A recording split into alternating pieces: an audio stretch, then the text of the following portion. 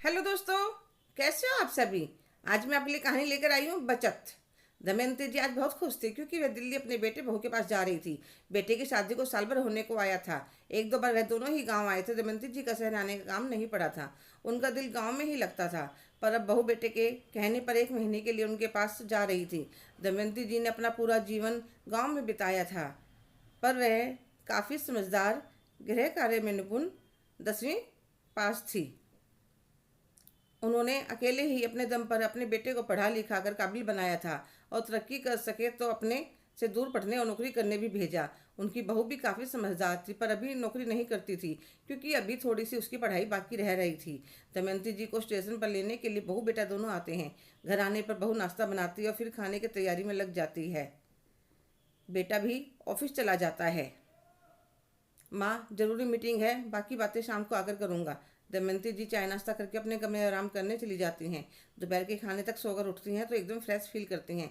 सास बहू दोनों दोपहर का खाना एक साथ खाती हैं। बहू आम काट कर लाती है तो दमयंती जी कहती हैं, इस सीजन में आम? हाँ मम्मी जी, यहाँ पास में एक मार्केट बना हुआ है, वहाँ पर देसी विदेशी सीजन, बिना सीजन सब फ्रूट वेजिटेबल सब मिलते हैं।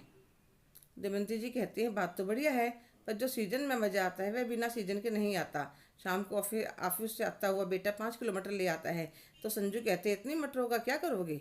संजू, माँ मटर की कचौड़ी बहुत अच्छी बनाती है और इन्हें पसंद भी है, इसलिए लाया हूँ, पर इतनी सारी देखो। हाँ, मम्मी जी, आपकी बेटी की यही आदत मुझे बिल्कुल पसंद नहीं है। कभी कुछ ले आते हैं, कभी कुछ ले आते हैं, आधे से ज़्यादा तो खराब जाता है।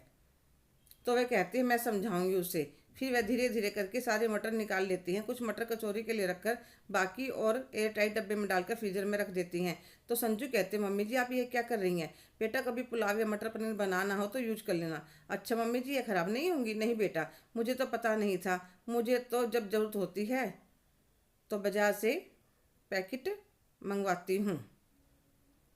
मम्मी जी, मुझे मेरे पापा ने पाल पोस कर बड़ा किया है, इसलिए मुझे घर गृहस्थी की ज़्यादा जानकारी नहीं है। कोई बात नहीं बेटा, मैं भी तो तुम्हारी माँ हूँ, जो जरूरत लगे मुझसे पूछ लेना। फिर संजू ने ध्यान देना शुरू किया कि जब भी घर में कोई जरूरत से ज़्यादा चीज़ आती है तो उसकी सासू माँ कैसे उन्हें स्टोर करती है। मलाई से मक्खन बनाना, घर पर अचार बनाना, वह बहुत कुछ सीख रही थी। एक दिन सासू माँ संजू को अपने पास बिठाकर कहती हैं, बहू रानी, मेरी बात को गलत मत समझना। तुम सोचती होगी कि मम्मी कैसे छोटी छोटी चीज़ों के साथ पूरा दिन लगी रहती है, पर बहू अभी तुम 2 हो, कल को 3 के फिर 4 हो जाओगे तो खर्चे भी बढ़ेंगे, तब बचत करना मुश्किल हो जाता है। इसलिए यह समय सही होता है कुछ सेविंग करने का। इसलिए छोटी छोटी बातों को ध्यान में रखकर हम काफ़ी बचत कर सकते हैं। मेरी सासू माँ भी हमेशा कहती थी, बहू बेटा सब खाओ, मन भर के खाओ, पर सीजन का खाओ, जिसका असर ना हमारे शरीर पर पड़े ना जेब पर पड़े, क्योंकि बिना सीजन की चीज़ों को स्टोर करने के लिए पता नहीं कितने केमिकल यूज होते हैं। तो संजू को भी सासू माँ की बातें समझ में आ जाती हैं। कुछ दिनों बाद सासू माँ का जाने का दिन आ जाता है तो संजू कहती है, मम्मी जी मत जाओ, आप यहीं रहो ना। तो वह कहती है, बहू वहाँ भी खेतों का हिसाब किताब देखना, फिर जल्दी ही चक्कर लगाऊंगी। तो संजू की आंखें भर आती है तो अभय संजू का मूड ठीक करने के लिए कहता है, ऐसा लग रहा है कि एक बेटी माँ को विदा कर रही है। तो तीनों हंस पड़ते हैं। सासू माँ को गाड़ी में बिठाकर दोनों घर वापस आ जाते हैं। तो संजू को घर बिल्कुल खाली लगता है। अभय तो ऑफिस चला जाता है पर वह बिल्कुल घर पर बिल्कुल अकेली ही अकेली रह जाती है। जब बोर होकर थक जाते तो अपनी सहेली को फ़ोन करके कहती है, प्रिया फ्री हो तो आ जाओ, लंच साथ करेंगे। तो प्रिया कहते, ठीक है आती हूँ, मैं थोड़ी सी आलू की सूखी सब्जी और मटर पनीर की सब्जी और रायता बना लेती हूँ। सोचा फुल्के गरम गरम सेक लूँगी। जब वह आती है तो उसे कोल्ड ड्रिंक देती हूँ, फिर लंच लगा देती हैं। तो प्रिया कहते, संजू एक बात तो बता, आज तेरे खाने में इतना अलग सा स्वाद कैसा है। प्रिया, वह मेरी सासू माँ ने घर का घी निकाला था, पनीर भी घर का बनाया हुआ है और अब मैं दही भी घर पर जमाने लग गई। तुम यह नींबू का अचार तो ट्राई करो, सच में यार हम लोग पूरा दिन बैठकर पूरा कर देते हैं। सासू माँ के आने से पता चला कि घरों में कितने काम होते हैं।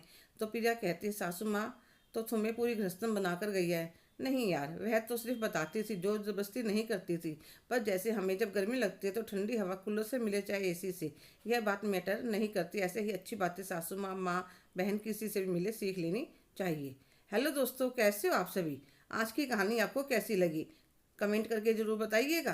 अगर आप मेरे चैनल पर नए हैं तो प्लीज़ लाइक, शेयर, सब्सक्राइब करना ना भूलें। धन्यवाद।